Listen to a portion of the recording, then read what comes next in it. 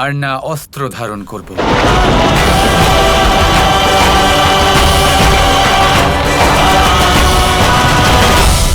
মাধব, এ আপনি কি বলছেন? এটাই হলো উচিত সময় পার্থ। পাণ্ডব এবং কৌরব দুজনেরই তাদের অধিকার পাওয়া উচিত, আর এই অধিকার শুধুমাত্র পরাক্রম দ্বারা অর্জন করতে হবে। এটাই ধর্ম।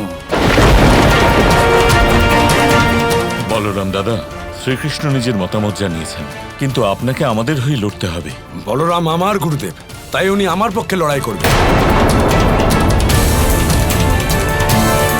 কৌরব আর পাণ্ডব দুপক্ষই আমার ভাই। সে কারণেই এই পরিস্থিতিতে আপনাদের মধ্যে কারুর পক্ষ নেওয়াই আমার পক্ষে সম্ভব নয়। আমার মনে হয় এই পরিস্থিতিতে আমার নিরপেক্ষ থাকাই উচিত হবে।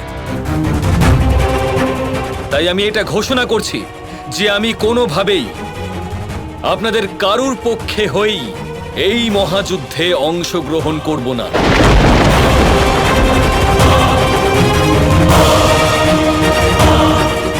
না শক্তি দিয়ে আর না যুক্তি দিয়ে।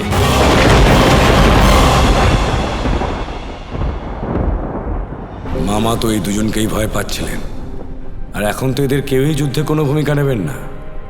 অর্থাৎ এবার তো আমার জয় সুনিশ্চিত। তাহলে সিদ্ধান্ত নেওয়া হয়ে গেছে। দুর্যোধন, যাও গিয়ে বিশ্রাম নাও। যা চাওয়ার কাল সকালে চেয়ে নিও। আপনি কিন্তু কথা দিয়েছেন, ভুলে যাবেন না। ভুলে তুমিও যেও না দুর্যোধন। আমি বৃষ্টির কণার মতো, ঝরে পড়া আমার কর্ম।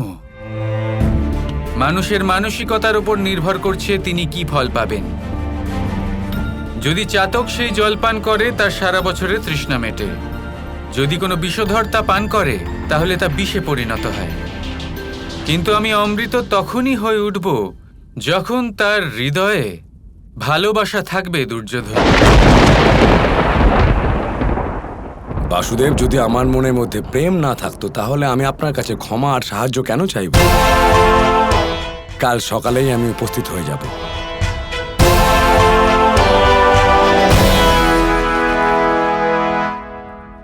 বাসুদেব, আপনি একজন বিষধরকে সুযোগ দিলেন। কাল সকালেই ও আপনার থেকে না জানি কি চেয়ে বসে। আমি বললাম তো ভ্রাতা, আমি অমৃত সমান তার জন্য যার মনে প্রেম আছে। যার মন মলিন তার জন্য আমি হলাম শুধুই বিষ।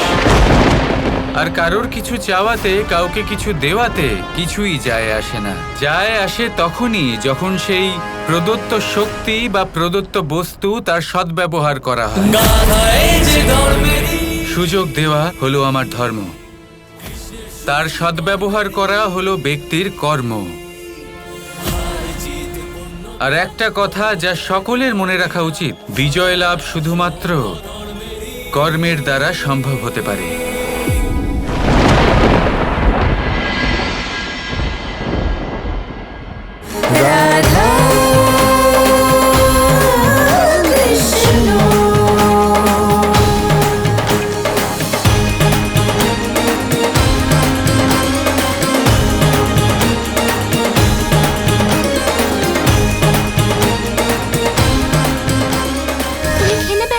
ওখানে যুদ্ধ শুরু হতে চলেছে আর তোমার খেয়ালই নেই। তুমি জানো না রাধা, কত অনন্ত সময় পার হয়ে গেছে।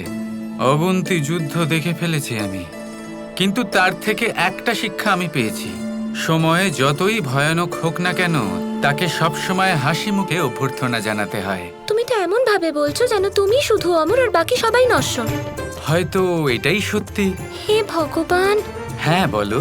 কথা ঘুরিও না কৃষ্ণ। তুমি বলো, তুমি এ কি করছো?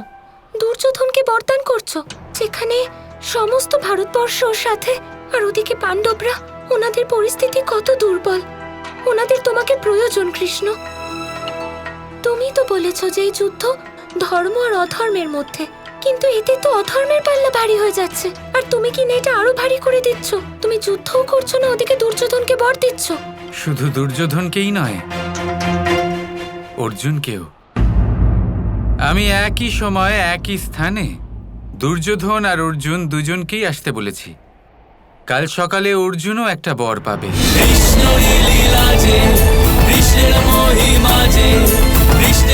দাঁড়াও, কিন্তু অর্জুন অর্জুন কি চাইবে তোমার থেকে? তুমি তো যুদ্ধও করছো না, খুব বেশি হলেও তোমার সেনা চাইতে পারে। আর কি? এবার অর্জুন কি চাইবে তা তো তার উপরেই নির্ভর করছে। আমার কাজ হলো সুযোগ দেওয়া, সেই সুযোগের ব্যবহার সে কিভাবে করবে তা তো ভক্তের মানসিকতার উপরে নির্ভর করছে। কিন্তু হ্যাঁ, একটা কথা নিশ্চিত রূপে বলতে পারি রাধা, সর্বস্ব সেই পাবে যার মনে ভালোবাসা আছে। শ্রীকৃষ্ণ যা করেন ঠিকই করেন, আমাদের শুধু ওনার দেখানো পথে হাঁটতে হবে, ব্যাস। একদম ঠিকই বলেছেন। হয়তো সেই কারণেই মাধব প্রাতঃকালে আমাকেও ডেকে পাঠিয়েছেন। উনি আমাকেও একটি বরদান করতে চান। বল।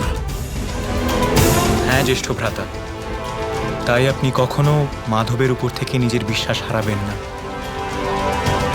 অর্জুন, কিন্তু তুমি মাধবের থেকে কি চাইবে? আমি ভেবে রেখেছি অসম্ভব একটা কিছু। জানি না মাধব দেবেন কি না। হরে কৃষ্ণ কৃষ্ণ কৃষ্ণ হরে হরে।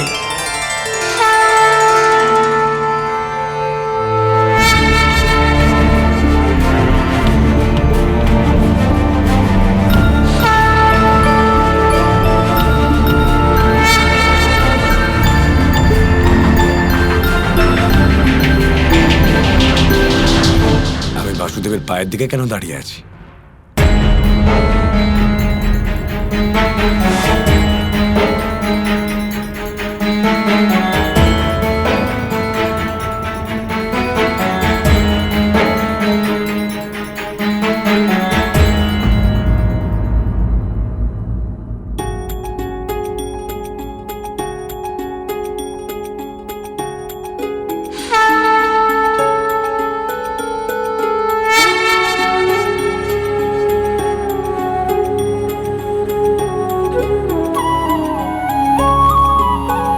তুমি এখানে কি করছো অর্জুন? আমাকে মাধব এখানে ডেকেছেন। তাহলে জাগাও বাসুদেব কৃষ্ণকে, দুজনে কথা সেরে ফেলি। আমার এমনিতে অনেক দেরি হয়ে গেছে। না, আমরা এখানে মাধবের প্রার্থী হয়ে এসেছি। আমাদের ওনাকে জাগানো উচিত নয়, বরং ওনার জন্য অপেক্ষা করা উচিত। একজন প্রার্থীর কখনো এমন কাজ শোভা পায় না। নিজের বাজে যুক্তি নিজের কাছেই রাখো, আমার এমনিতে অনেক দেরি হয়ে গেছে। বাসুদেব কৃষ্ণ, আমি এসে গেছি।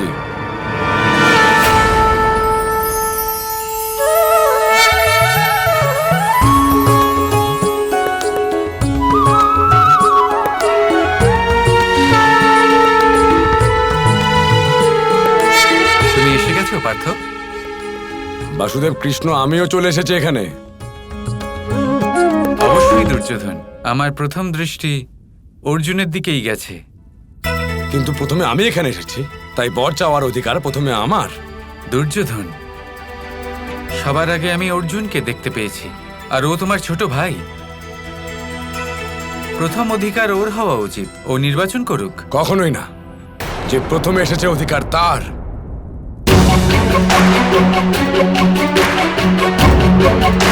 ঠিক আছে, আমার কাছে তোমাদের দেবার মতো দুটি বিকল্প রয়েছে। প্রথম বিকল্প আমি, আর তাও নিরস্ত্র।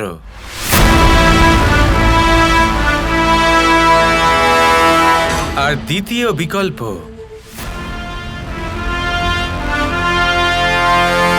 আমার বিশাল নারায়ণী সেনা।